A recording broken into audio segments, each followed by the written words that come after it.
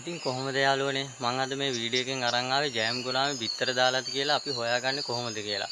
මෙයාලා බිත්තර දාන්නේ කූඩුවක් හදලා. ඉතින් අපි මේ කූඩුව හොයාගන්න ඕනේ. මම මේ වීඩියෝ එකෙන් අරන් ආවේ ජෑම් ගුරාමේ බිත්තර දාලා තියෙන කූඩු කොහෙද තියෙන්නේ අපි කූඩුවක් හොයාගන්නේ කොහොමද මේ ඔයාලට ඒ ගැන කියලා දෙන්න. ඉතින් අපි පොකුණට බැහැලම තමයි මේක බලන්න වෙන්නේ. ඒ වගේම අපි බිත්තර කූඩු තියනවාද කියලා බලන ගමන් අපි ජෑම් ගුරාමේ ගැනත් පොඩ්ඩක් විස්තරයක් කතා කරමු. හරි එහෙනම් ඉතින් යමු අපි පොකුණට බැහැලම මෙයාලා කූඩු තියනවාද කියලා බලමු.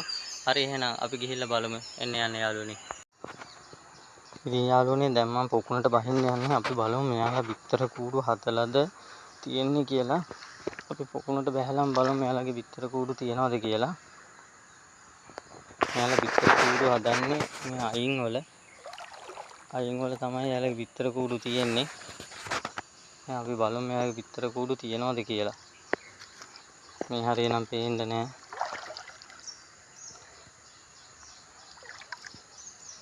මෙයාලට ගොඩක් කූඩු හදන්න අපි මම නම් මේකේ දාලා තියෙනවා ඩස්බින් හදලා.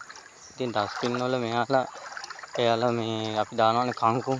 ඒ කංකුම් දඬු ඒව අරන් ගිහිල්ලා තමයි මෙයාලා කූඩුවක් හදන්නේ. බලමු පොල් මුල් ආස්සේ තියනවාද කියලා. නෑ මේ හරියට කූඩුවක් නෑ යාළුවගේ. බලමු මේ වගේ තමයි යාළුවට කූඩු හදන්න ඩස්බින් එහෙම දාලා තියෙන්නේ. ඉතින් මෙයාලා මේ වගේ මේ අපි දානවානේ කංකුම් දඬු අරන් ගිහලා තමයි යාළුවා කූඩුව හදන්නේ. මෙයාලත් අනිත් ගුරාමි වගේම තමයි අර යොදු ගුරාමිත් එහෙම තමයි යාළුවත් කූඩුවක් තමයි හදන්නේ. එතනත් නෑ කූඩුවක්. බලමු මොල් මුලස්සේ තියනවාද කියලා.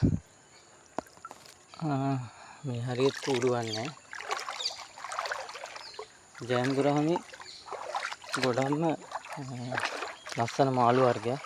ඉතින් මෙයාලාට හොඳට කන්න දෙන්න ඕන. මෙයාලා ගොඩක් කන්න කැමති කංකුම් ඒ වගේ දේවල් තමයි මෙයාලා ගොඩක් කන්න කැමති. ඉතින් අපි ඉක්මනට බිත්තර ගන්නවා නම් මෙයාලට කංකුම් විතරම දීලා මදි. හොඳ ප්‍රෝටීන් තියෙන කෑම වර්ගයක් දෙන්න ඕනේ. එතකොට මෙයාලා ඉක්මනටම බිත්තර දානවා. මෙයාලගේ පිරිමි සතා හොයාගන්න හරි ලේසියි. මෙයාලගේ පිරිමි සතාගේ ඔළුව උඩින් ලොකු මොල්ලියක් එනවා. ඒකෙන් තමයි පිරිමි සතා හොයාගන්නේ. ගෑනු සතාගේ එහෙම මොල්ලියක් නැහැ.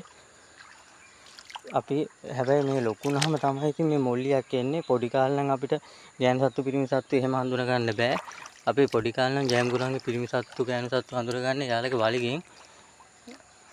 අපි දැන් බලමු මේ හරියට කූඩුවක් තියනවාද කියලා. නෑ මේ හරියට කූඩුවක් නෑ. කංකුම් නම් ගොඩක් මේ හරියට එයාලා අරන් ඇවිල්ලා තියෙනවා. ඔයාලට පේනව නේද? ඉතින් මේ හරියේ සමහර විට කූඩුවක් තියෙන්න පුළුවන්. අපි බලමු මේ හරිය එයාලා කූඩුවක් හදලා තියෙන්නේ කියලා. යාළුවනේ ඔයාලට පේනව නේද මේ ඩස්බින් එක. මේ ඩස්බින් එකේ එයාලා කංකුම් දඬු අරන් ගිහිල්ලා තියෙන්නේ. ඉතින් මේ කංකුම් දඬු අරන් ගිහිල්ලා ඔයාලට පේනව නේද?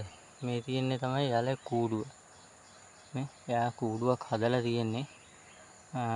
මෙයාලා කූඩුවක් මේ විදිහට හදලා බිත්තර දාලා ආයේ කංකුම් දඬු ගෙනත් දාලා ඒ බිත්තර ටික වහනවා. ඉතින් අපි බලමු මේකේ බිත්තර තියනවාද කියලා. ගොඩක්ම එළියට අදින්න බෑ. මෙහෙම වුණොත් මෙයාලා ආයේ මෙතෙන්ට එන්නේ නැහැ. කූඩුවක් නම් හදලා තියෙනවා යාළුවනේ. මේ තියෙන්නේ කූඩුව. හරි ලස්සනයි. හැබැයි තාම නම් බිත්තර දාලා නැහැ. මෙයාලා බිත්තර දාපුවාම මෙයාලා ගෑනු සතයි පිරිමි සතයි මේ කූඩුව ළඟමයි ඉන්නේ. මොකද එයාලට මේ බිත්තර වලට ඕන ඔක්සිජන් දෙන්නේ ගෑනු සතයි පිරිමි සතයි. ඉතින් අපිට බිත්තර දාලාද කියලා හොයාගන්න ලේසි. ගෑනු සතයි පිරිමි සතයි මේ කූඩුව ළඟම ඉන්නවා. ඒ වගේම මෙයාලා වතුරින් ඔක්සිජන් පිට කරන හොඳට පේනවා. ඒ කියන්නේ කූඩුව ළඟින් හොඳට බුබුලු වෙනවා. ඉතින් ඒ විදිහට තමයි මෙයාලා බිත්තර දාලා කියලා හරියටම හොයාගන්න පුළුවන්. දැන් නම් මේ කූඩුවේ බිත්තර නැහැ යාළුවනේ. තව දවස් 2ක් 3ක් යද්දි නම් මෙයාලා බිත්තර දායි මේකේ. ඉතින් මේ අනිවාර්යයෙන්ම එයාලට කන්න කංකුම් දාන්න ඕන. මොකද මේ දඬුව අරන් ගිහලා තමයි මෙයාලා කූඩුව හදන්නේ. ඒ හින්දා අපි මේ කූඩුව හදන්න එයාලට මේ කංකුම් දඬු දාන්න ඕන. ඉතින් එයාලා කංකුම් කන්නත් කැමති. කංකුම් දානවා වගේම හොඳ ප්‍රෝටීන් තියෙන කෑමක් දාන්න ඕන. කංකුම් විතරම මදි මම ඔයාලට ඉස්සෙල්ලත් කිව්වනේ.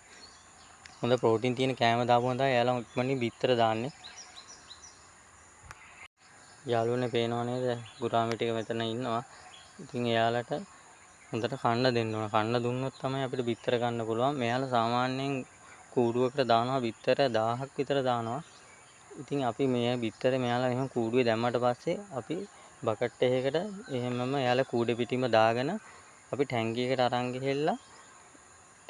අරන් ගිහිල්ලා ඊට පස්සේ මේ බිත්තර අපි ටැංකියට දාන්න ඕනේ. ඒ ටැංකියට දාලා හොඳට ටැංකියට ඔක්සිජන් දෙන්න ඕනේ. මෙයාලා බිත්තර දැම්මට පස්සේ මවුසත්තු ඕනේ නැහැ. බිත්තර වලට හොඳට ඔක්සිජන් දුන්නාම නිකම්ම පිටලා දවස් 3කින් පැටව වෙනවා. ඒ විදිහට තමයි අපි මෙලා බෝ කරගන්නේ. යාළුවනේ මේ ජෑම් ගුරාමි ඔයාලා අහලා තියෙනවා මෙයාලට කොළ පාට වතුර තිබ්බහම ඉක්මනට ලොකු වෙනවා කියලා. ඒක නම් ඉතින් බොරු කතා. මෙයාලට හොඳ පිරිසිදු වතුර තමයි ඕනේ. මේ හොඳට කන්න දෙනවා නම් හොඳ ප්‍රෝටීන් තියෙන කෑම දෙනවා නම් මෙයාලා ඉක්මනටම ලොකු කරගන්න පුළුවන්. නැතුව කොළ පාට වතුරම ඕනේ නැහැ මෙයාලා ලොකු වෙන්න. හොඳ පැහැදිලි වතුර, හොඳ ප්‍රෝටීන් තියෙන කෑම වර්ග දෙනවා නම් මෙයාලා ඉක්මනටම ලොකු කරගන්න පුළුවන්. ඒ වගේම මෙයාලට මේ ගොඩක් හොඳට ඔක්සිජන් තියෙන ඉතින් ගොඩක් ඉඩ තියෙන පොකුණු ඕනේ. මෙයාලා ඉතින් බිත්තර දාන්න අනිවාර්යෙන් පොකුණකට තමයි දාන්න ඕනේ. ටැංකිය වල තිබ්බට බිත්තර දාන්නේ නැහැ. ඉතින් හොඳම දේ මෙයාලා බිත්තර ගන්න ඕන නම් ලොකු පොකුණකට දාන එකයි. ඉතින් මේ කට්ටිය ගොඩක් ලස්සන මාළු වර්ගයක්. ඒ වගේම මෙයාලා පොඩි පැටවු කාලේ නම් මේ කොළ ಜಾති දෙන්න එපා. සාමාන්‍ය අඩියක් විතර ලොකු වුණාට පස්සේ තමයි කොළ ಜಾති දෙන්න ඕනේ.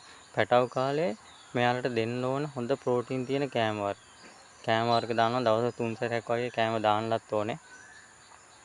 එතකොට තමයි මෙයාලා ඉක්මනටම ලොකු කරගන්න පුළුවන්. ඒ හින්දා හොඳට ප්‍රෝටීන් තියෙන කෑම දෙන්න ඕනේ. මෙයාලා ඉතින් අනිත් මාළු වගේ එකට කොටා ගන්නෙ නැහැ. එකට හදන්න පුළුවන්. මේ ඒ හින්දා දැන් සමහර අනිත් ගුරාමි වර්ග ගැන යෝධ ගුරාමි වර්ග ගැන මේ වගේ ගොඩාක්ම එකට ඉන්නේ නැහැ. මොකද ගොඩාක් දුරට එයාලා කොටා ගන්නවා. මේ ජෑම් ගුරාමි නම් එහෙම නැහැ. එයාලා මේ රංචු වගේ ඉන්නවා. මේ අනිත් මාළු වගේ කොටා ගන්නෙ නැහැ. ඉතින් ඒ හින්දා අපිට මෙයාලා හදාගන්න හරිම ලේසි. යාළුවනේ මම ඔයාලට අදන් ආවේ ජෑම් ගුරාමි බිත්තර දාලා තියෙන්නේ කොහොමද කියලා අපි හොයාගන්න විදිය. මෙයාලා බිත්තර දාන්නේ හොඳ ලස්සනට කූඩුවක් හදලා. ඉතින් ඒ කූඩුවේ තමයි මෙයාලා බිත්තර දාන්නේ.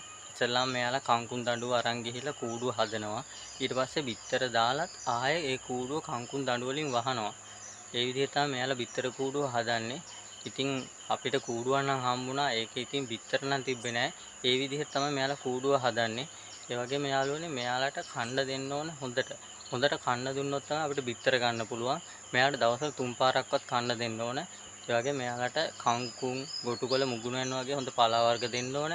ඒ වගේම හොඳ ප්‍රෝටීන් තියෙන කෑම වර්ග දෙන්න ඕන. එතකොට තමයි මෙයාලා ඉක්මනටම ලොකු වෙලා බිත්තර දාන්න පුළුවන් මවුසත්තු බාටවත් වෙන්නේ.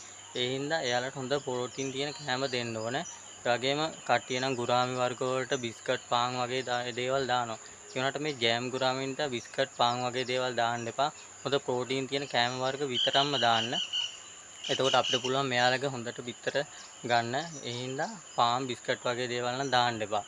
මෙයාලා හොඳට හීලා වෙන මාළු වර්ගයක්. මෙයාලට පොඩි කාලේ නම් අපි කන්න දුන්නොත් මෙයාලා අපිට ළඟට අරන් කන්න දෙන්න පුළුවන්. ඒ තරමට මෙයාලා හීලා වෙනවා. ඉතින් ඒ වගේම පළවෙනි දේ අපි කොච්චර මේ කන්න දුන්නත් වැඩන්නේ අපි සතුන්ට ආදරය කරන්න. අපි ආදරය තිබ්බොත් මෙයාලා නිකම්ම හීලා වෙනවා. හැම කෙනාම ආදරයට කැමති හින්දා සතුන්ට අපි ආදරය කරන්න ඕනේ.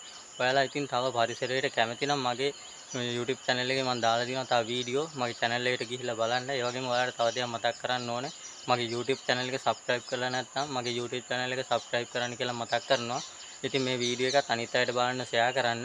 ඔයාලට තව විස්තර ටිකක් මම මගේ description එකේ දාලා තියන්නම්. ඔයාලා ඒකටත් ගිහිල්ලා බලන්න. ඉතින් යාළුවනේ මේ වගේ ලස්සන වීඩියෝ එකක් අරගෙන මම ආපහු එන්නම්. ඔයාලා හැමෝටම සුබ දවසක්.